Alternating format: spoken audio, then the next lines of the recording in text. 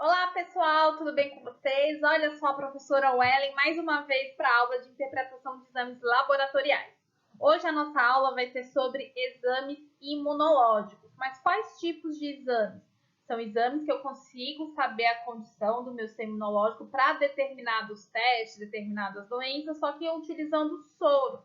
Não são exames específicos de anticorpos IgA, IgE, IgG, IgM para determinadas doenças, porque aí nós já tratamos de exames específicos. Mas são exames para problemas reumáticos, problemas inflamatórios, problemas relacionados a infecções bacterianas, que a gente consegue determinar por alguns tipos de exames imunológicos, principalmente os exames que eu chamo de exames do látex.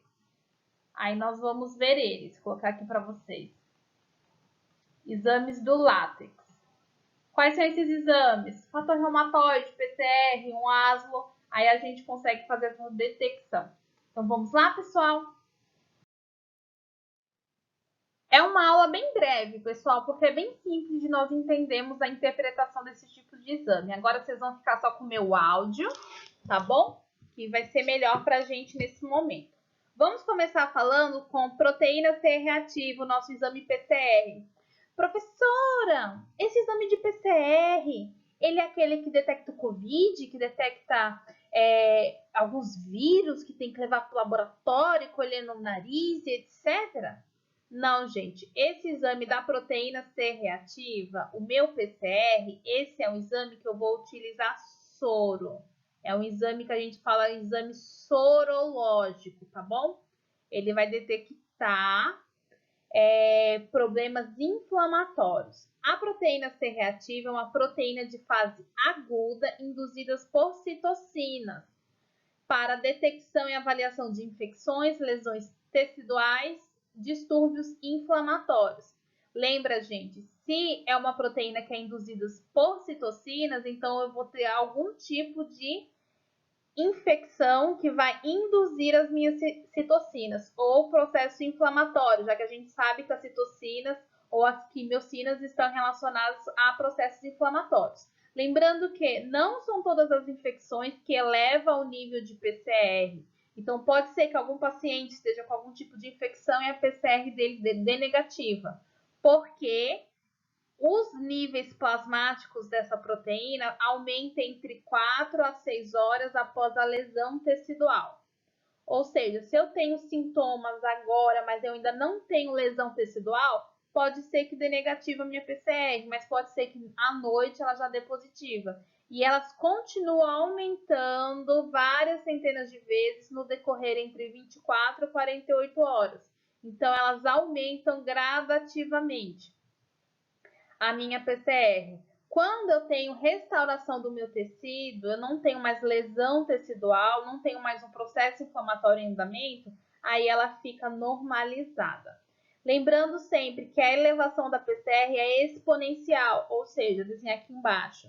Eu tenho um gráfico aqui, conforme o tempo e a concentração. Aí vamos aumentar a PCR. Vamos colocar aqui, gente, 2 horas,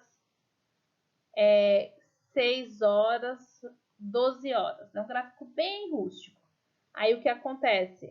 A PCR, aí vamos colocar aqui no tempo. Tempo, aí nós vamos colocar a concentração, aí nós vamos ter a concentração dela. Aí o que vai acontecer? A minha PCR vai estar normal, 2 horas, aí aumentando, 6 horas, aí aumentando, chegando num pico de 12 horas. Aí o que pode acontecer? Se a inflamação não for tratada, ela pode continuar aumentando ou se estabilizar, ou ela pode começar a cair para a gente ter a normalização. E é isso que a gente chama de um crescimento exponencial. Conforme o maior grau de inflamação, maior vai ser o aumento da minha PCR. Então, qual é o valor de referência dela? O valor de referência da minha PCR é menor que 6 mg por litro. Então, se o resultado vier para vocês menor que 6 mg por litro, significa que está negativo, não tem reação, está normal no organismo. Agora, se esses valores aumentarem conforme a titulação, o que é a titulação, gente? 1 para 2, 1 para 4, 1 para 8, 1 para 16, 1 para 32, 1 para 64. O que significa? Quando a gente está no laboratório, nós biomédicos estamos no laboratório fazendo esse é um exame de aglutinação. Significa o quê? Eu vou separar aqui 2 pocinhos. Um com soro, um com controle e outro sem controle. O que vai acontecer? Vou fazer aqui de roxo. Se der positivo, vai formar aglutinação nesses pocinhos com a reação do soro com o reagente. O que é aglutinação? Os grumos. Ele é formado. Se der negativo, não vai formar nada. Eu vou ter só plasma, soro, não vai formar nada. Beleza. Se essa concentração, gente, aqui do positivo, formar uns grumos muito grandes, aí o pessoal do laboratório vai ter que pegar uma placa. Eu estou explicando para vocês a técnica, tá bom? Aí o pessoal do laboratório vai ter que pegar uma placa. Essa placa vão ter vários pocinhos, de 6 a 8 pocinhos. E aí a gente vai fazer uma diluição. Com o quê? Com NaCl, cloreto de sódio. NaCl, com cloreto de sódio. Cada diluição, cada pocinho vai ter uma concentração de cloreto de sódio. E aí nós vamos pegar esse soro do paciente, lavar no cloreto de sódio e despejar em cada pocinho. Então, o primeiro pocinho com cloreto de sódio vai ficar com uma quantidade maior de soro e o último pocinho vai ficar com uma quantidade menor de soro. E aí a gente vai aplicar o reagente, vou colocar aqui o reagente de verde, em cada pocinho. Aí vai reagir o pocinho 1, que está com uma concentração maior de soro e menor de cloreto de sódio. Aí o pocinho 2 vai reagir, o pocinho 3 vai reagir, o pocinho 4 vai reagir e parou de reagir no 4. Aí eu vou ter uma titulação, aqui ó, 1 para 2, 1 para 4, 1 para 8, 1 para 16. Aí parou de reagir no 1 para 16. Vou colocar aqui para a gente de vermelho. Aqui, no valor de referência. Parou de reagir 1 para 16. Aí vem esse resultado para mim. Vocês, quando receberem esse resultado, vocês vão analisar o quê? Bom, de 1 para 16 a titulação desse PCR. Significa que eu sei que essa proteína aumenta muito de 4 a 6 horas, entre 24 horas no processo inflamatório. Então, se deu 1 para 16, eu entendo... Opa, passei aqui, mas tá certo. Se deu 1 para 16, eu entendo que esse paciente está com processo inflamatório alto. Aí pode dar 1 para 64 e assim por diante, sempre multiplicando por 6. Então, conforme maior a titulação, eu sei que maior é o processo inflamatório que esse paciente está passando. Então, gente, para que serve? A gente já viu que serve para avaliação de infecção, lesão tecidual ou distúrbios inflamatórios. Então, normalmente, o paciente que tem valores elevados da minha PCR, ele está com uma inflamação aguda, artrite reumatoide, lúpus, doenças cardiovasculares, aterosclerose, que é um processo inflamatório super crônico, onovulatórios orais, doença intestinal inflamatória, artrite de células grandes, gigantes, osteomelites, câncer de linfonodos, gravidez também aumenta o meu PCR. Então, vários distúrbios inflamatórios podem levar. Paciente que está em UTI entubado, tem PCR aumentada. Paciente que está em cirurgia cardíaca pós-operatório, PCR aumentada. Pacientes que sofrem algum tipo de transplante também podem ter PCR aumentado, porque a gente tem processos inflamatórios induzidos. Claro que esses casos são casos que são tratados em ambiente hospitalar, mas podem ir casos gerados também, traumas gerados, mas também pode vir de doenças crônicas. A PCR vai fornecer informações sobre o diagnóstico, tratamentos e monitoramento dos distúrbios inflamatórios. Por exemplo, um paciente que tem uma doença crônica, um lúpus crônico, se a PCR dele tem que dar um valor natural para a doença dele. Se dá um valor muito alto, significa que a gente não está tendo o controle da doença. Por isso que a gente fala, é muito perigoso nós interpretarmos exames laboratoriais aleatoriamente. Olha aqui o meu exame. Porque a gente não sabe se aquela alteração que vai dar no exame é uma alteração normal para o paciente ou é uma alteração patológica. Por exemplo, vou dar um exemplo diferente aqui. A gente tem paciente que faz tratamento com varfarina, que é um anticoagulante de uso oral, paciente que tem uma trombocitose altíssima. Se eu pego um exame, olha aqui esse exame. Se vocês pegam um exame e olham esse paciente, as plaquetas dele estão dando 600 mil, 700 mil, você vai falar, meu Deus, leve esse paciente para o hospital agora. Ok? Mas se for um paciente que já é um paciente trombocitopênico e aí vocês olham o exame, vocês têm que ver o que é natural. Não, está dentro dos parâmetros para a doença do paciente. Por isso que quando a gente vai interpretar um exame, nós temos que saber a clínica. Então, chega um paciente com dor, com angina, hipertensão, sentindo muita dor, falta de ar, aí vocês vão solicitar os exames. O médico vai solicitar os exames. O paciente, o eletro dele deu alterado, então vamos pedir enzimas cardíacas, PCR e etc. Se der uma PCR normal, significa que não tem muitas horas que aquele paciente está sofrendo com infarto. Mas se já der um PCR aumentado, esse paciente já está infartado há algumas horas, então ele já está com um processo inflamatório em andamento. São esses os pontos que a gente tem que ficar de olho na hora de interpretar o exame laboratorial. Fator de risco independente para arteriosclerose, eventos vasculares cardíacos e hipertensão do miocárdio. Então, chega o paciente sintomatologia corrente para problemas relacionados ao coração, ao miocárdio, então o PCR ele pode ser um exame ficha para a gente poder dar um processo inflamatório em andamento. Se eu tenho valores diminuídos do PCR, aí nós temos pacientes que podem ser tratados com carboxipenicilinas e também pacientes com insuficiência hepática. Isso aqui, gente, antibiótico, drogas, tá bom? Pacientes com insuficiência hepática também podem diminuir valores de PCR. Lembrando que, olha só o quadrinho de aviso aqui.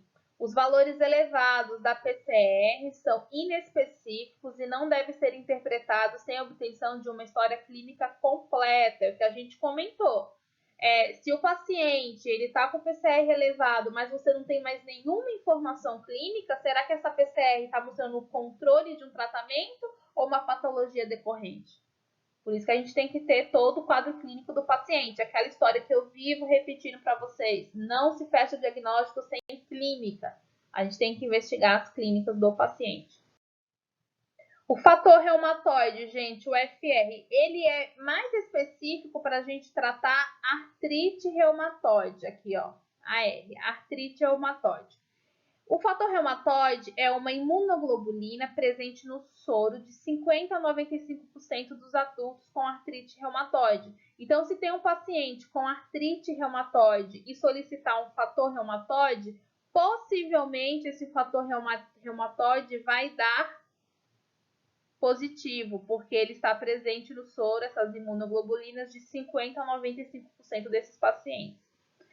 Ele vai aparecer onde, gente? No soro, no líquido sinovial das nossas articulações, dentro de vários meses após o início de artrite reumatoide e vai permanecer por vários anos mesmo após a terapia.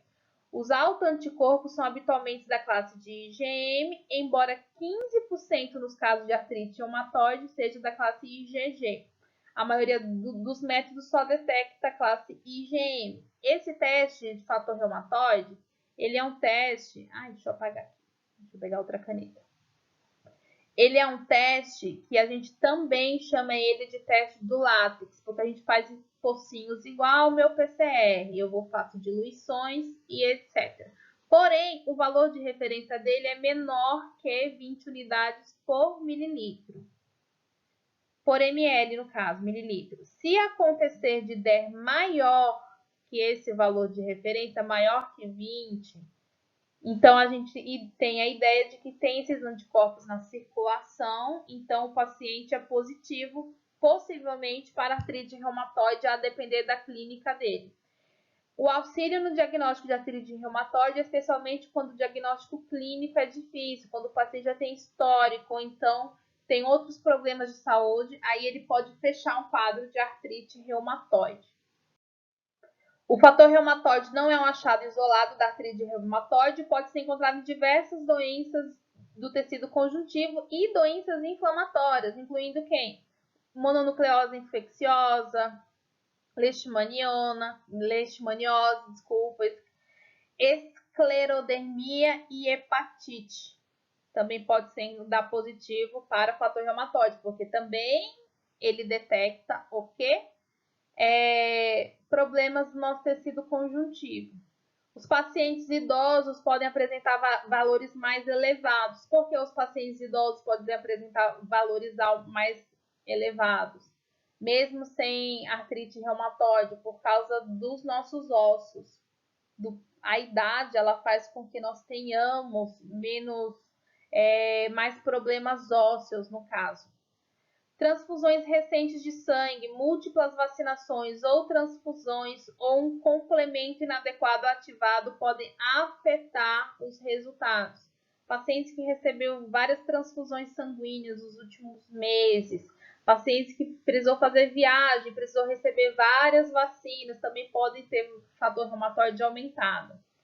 Soro com crioglobulina ou níveis elevados de lipídios podem produzir resultados falso positivos. Então, é para a gente ficar de olho.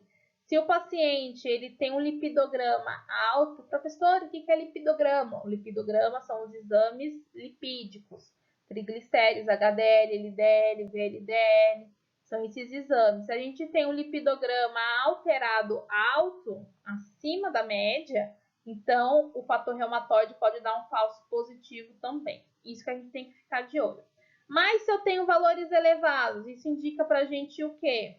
Hepatite crônica, infecções virais crônicas, cirrose, dermatomiosite, quase não sai, gente. Mononucleose infecciosa, leishmaniose, hanseníase, malária, artrite reumatoide, sarcoidose, esclerodemia, síndrome de Sjögren, sífilis, tuberculose, macroglobulinemia de Van der Strohe. Podem dar fator de reumatoide aumentado.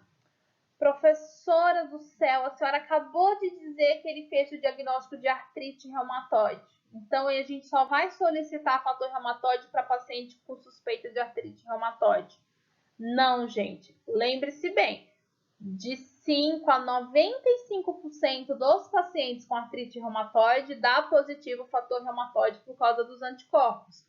Porém, então ele é mais específico para artrite reumatoide. Porém, outras doenças que a gente acabou de ver podem dar positivo. Por isso que nós temos que investigar com escrever aqui bem grandão, ó. Clínica do paciente. A clínica dele é que vai dizer por onde nós devemos nos guiar. E lembrando, paciente que transfundido várias vezes pode dar um falso positivo também. Outro exame que nós temos, esse aqui é bem simples de interpretar, gente. Antiestreptolizina O, que nós conhecemos como ASO ou ASO. Esse antiestreptolizina, quase não sai. Ele é uma toxina. Antiestreptolizina O é uma toxina que é encontrada em pacientes que estão com infecções por estreptococcus beta-hemolíticos do grupo A e do grupo C. E aí a gente tem esse exame que a gente chama de ASO. O que vai acontecer? Pacientes que estão com infecções por estreptococcus ou suspeita de infecções por estreptococcus, o médico ou vocês vão solicitar esse exame, esse ASO.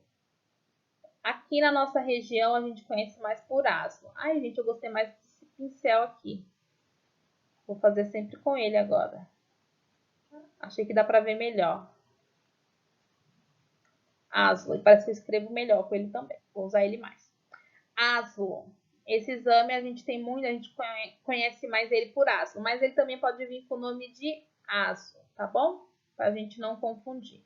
Esse exame, se o médico solicitar esse exame, ele pode solicitar junto fator reumatoide, PCR e aslo. O que der positivo, a gente tria o paciente. Se o aslo der positivo, então o médico vai entender que o paciente está com uma infecção bacteriana causada por Streptococcus beta-hemolíticos. E quais são os valores de referência?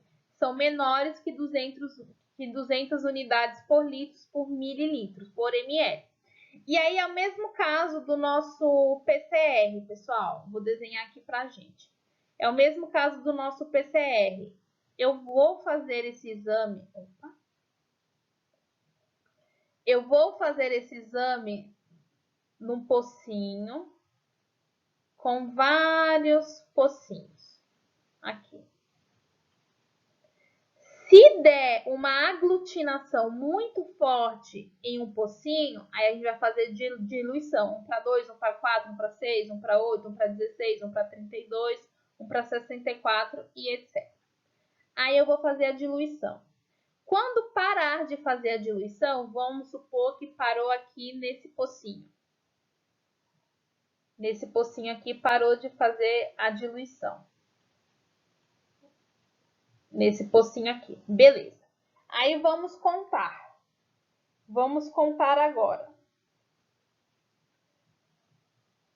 1 para 2, 1 para 4, 1 para 6, 1 para 8. Parou de fazer a aglutinação aqui no meu pocinho 1 para 8. Então, eu vou multiplicar 8 por 200 unidades por litro. Então, eu vou multiplicar 200 vezes 8. Aí, o resultado que vai chegar para vocês vai ser 1.600 unidades por litro. Então, isso vai indicar que a infecção por Streptococcus está muito alta. Então, quando vocês receberem um exame laboratorial de aslo com esses valores, ou 1 para 6, 1 para 8, você pode receber com a titulação. Ah, o resultado do exame é 1 para 6. Ah, o resultado do exame é 1 para 64. Aí você pode multiplicar essa titulação pelo valor de referência para saber a quantidade. Ou você pode ficar com 1 para 64, que você entende que esse paciente está com essa toxina muito alta no organismo. Então, ele está com uma infecção, um processo inflamatório, uma infecção por Streptococcus elevada. Então, é bem simples de interpretar o exame de aslo. Ele indica, ele não tem para onde correr, é triagem para Streptococcus beta-hemolíticos. E temos também, galera, o nosso teste de Cumbis. O que é o teste de Cumbis? O teste de Cumbis, ele é um teste que vai detectar o anticorpo que a gente chama de antiglobulina. Ele vai detectar esse anticorpo. Normalmente, esses anticorpos, eles vão atacar... Ah, essa cor de pincel ficou ruim, né? Eles vão atacar as hemácias e vão destruir essas hemácias. Só que eu tenho dois tipos de ataque às hemácias. Aí eu tenho dois tipos de Cumbis. Eu vou ter o Cumbis direto e eu vou ter o Cumbis indireto. São dois testes. Aí você tem que saber para que tipo de paciente você vai solicitar o teste de Cumbis. Primeiro, os testes de Cumbis, eles podem ser utilizados para investigar anemias hemolíticas, leucemia linfocítica crônica, eritroblastose fetal, que é a doença do recém-nascido, mononucleose infecciosa, infecções micoplásticas, sífilis, lúpus e reação transfusional também. Então, você tem que saber para que tipo de problema você vai estar investigando para pedir o tipo de Cumbis que você vai ver. Lembra quando nós estudamos anemias macrocíticas, que vocês falaram também o exame? Ah, mas tem que fazer o teste de Cumbis ou não tem que fazer o teste de Cumbis? A gente sabe que uma anemia macrocítica, ela pode dar pelo a gente faz a triagem dela pelo número de reticulócitos. Se eu tenho um número grande de reticulócitos, então esse paciente ele pode estar com algum tipo de hemorragia ou de hemólise. Algum tipo de anemia hemolítica, para a medula estar mandando reticulócito para a circulação. E aí a gente vai investigar, fazendo o que também? O teste de Coombs, se necessário. Mas é claro, gente, esses testes são mais se necessários. O teste de Coombs direto, que a gente vai chamar de TAD, ele é usado para detectar anticorpos IgG ou componentes do sistema complemento na membrana dos eritrócitos pela incubação do reagente de Coombs. Então, o que vai acontecer? Eu vou ter o meu sangue, as hemácias do paciente, no caso, e essas hemácias vão ser colocadas juntos com o reagente de Coombs para ver se reage os anticorpos ou a proteína do sistema complemento na membrana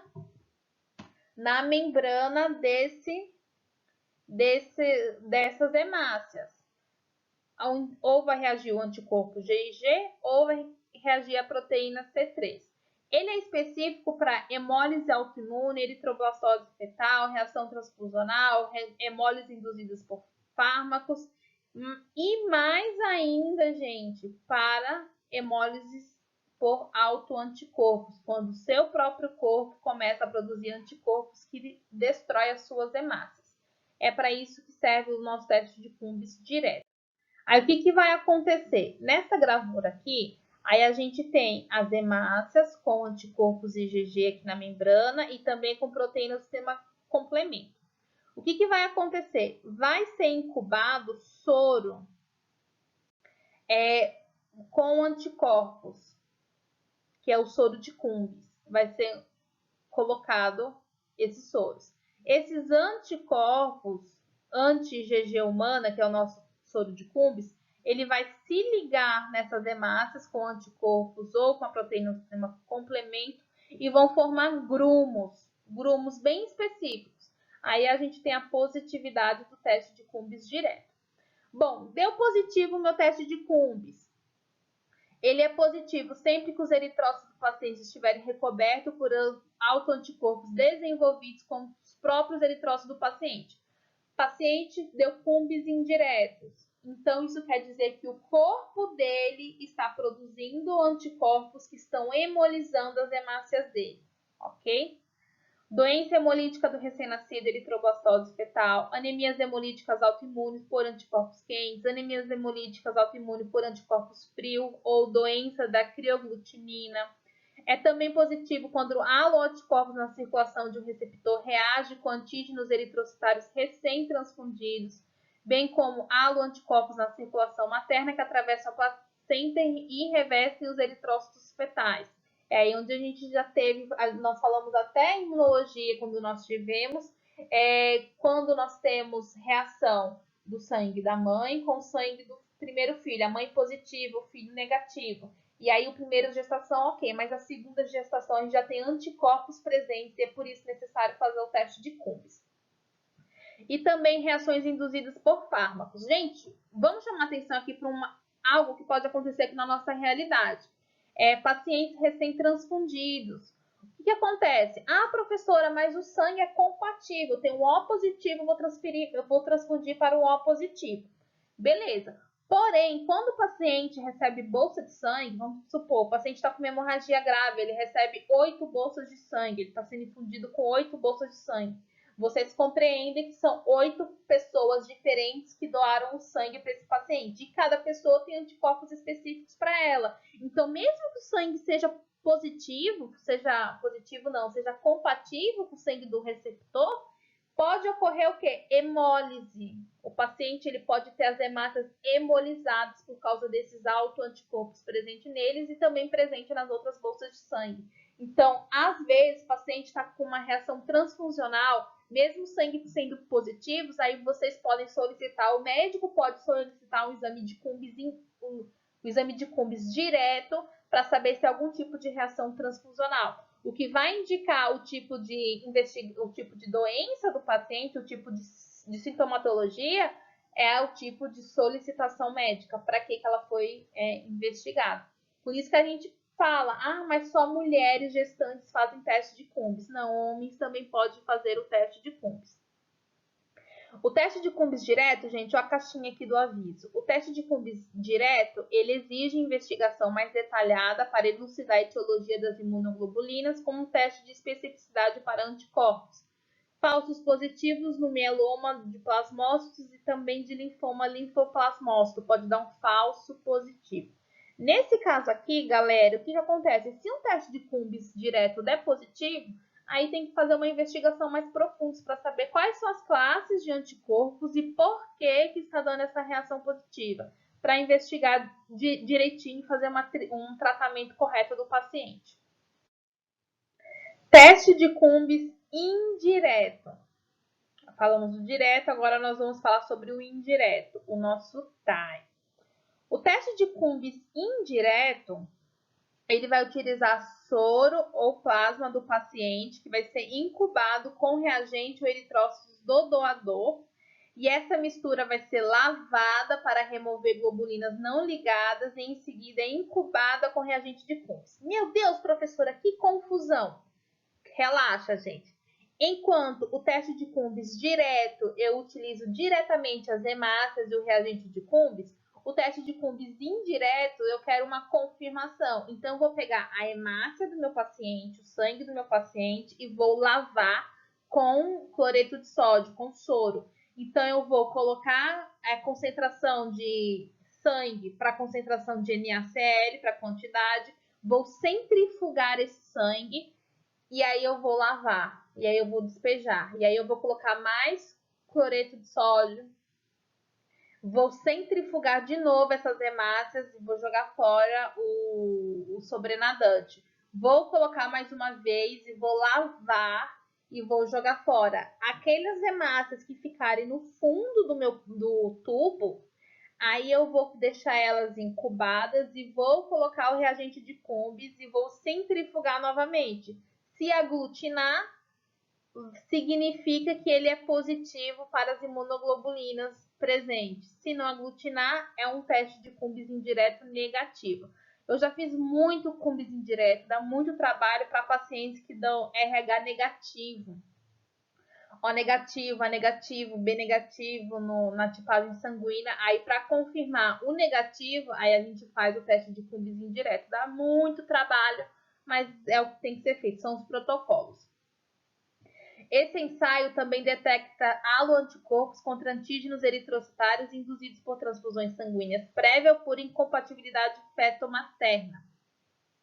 Esses haloanticorpos estão presentes no soro, visto que não se ligam aos eritrócitos do paciente, e o teste de Cumbis direto é negativo nesse caso. Então, olha só que interessante, pessoal. Quando eu tenho um teste de Cumbis, vamos falar de uma incompatibilidade feto-materna.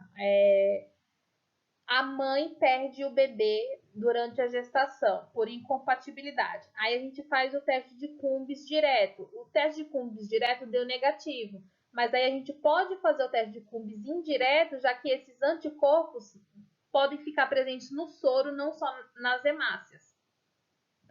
Cerca de 80% dos pacientes com anemia hemolítica autoimune observa também presenças de anticorpos no soro. A utilidade do teste de Cumbis indiretos no banco de sangue provém a sua grande sensibilidade para a detecção de vários anticorpos IgG no soro do paciente e também contra antígenos sanguíneos do sistema ABO. Por isso que a gente faz para confirmar tipagem RH negativa. O teste de Cumbis indiretos é positivo quando houver haloanticorpos séricos em pacientes com transfusões prévias e imunizados contra antígenos eritrocitários não próprios. Ele pode não ser capaz de detectar anticorpos em baixos títulos. Então, se eu tenho um paciente que está com baixos títulos de anticorpos, ou seja, ele é positivo para algum problema autoimune, porém os títulos são baixos, ele pode não ser detectado. É uma das limitações do teste. E um teste positivo exige maior investigação para identificar precisamente o tipo de anticorpo do agressor. Gente, enquanto no meu teste de Cumbis direto eu já tenho esses anticorpos presentes na membrana das minhas hemácias, no meu teste de Cumbis indireto eu vou ter os anticorpos no sangue e antígenos nas minhas hemácias. Aí eu vou lavar essas hemácias, porque se tiver algum anticorpo presente, vou colocar aqui uma canetinha agora. Se tiver aqui um anticorpo presente na membrana da hemácia, conforme a gente for lavando, esses anticorpos vão se desligar. Porém, se eu tiver esses anticorpos no soro, aí eles vão continuar presentes, próprios. E aí o que vai acontecer? Esses anticorpos no sangue do paciente vão se ligar aos antígenos eritrocitários e quando a gente coloca o soro de Cumbres depois de lavar várias vezes, esse soro vai fazer com que essas hemácias sofram aglutinação, que vai ser um complexo de anticorpo, antígeno, anticorpo, para poder ligar e aí ele dá positivo. É assim que funciona a técnica do Cumbres indireto. Não tem muita dificuldade não, gente. É só saber para que nós solicitamos o exame e quando ele dá positivo, o que significa de acordo sempre com a clínica do paciente. E é isso, pessoal. A aula de hoje foi bem tranquila, bem rápida mesmo. São exames bem simples de poder entender. Nós só temos que entender as causas da solicitação. E aí, a depender do resultado, a gente vê se uma investigação está indo para o caminho certo ou se nós temos que guiar a investigação por outro caminho. Lembrando que esse assunto está presente no capítulo 16 do livro de vocês. Bons estudos, pessoal. Tchauzinho.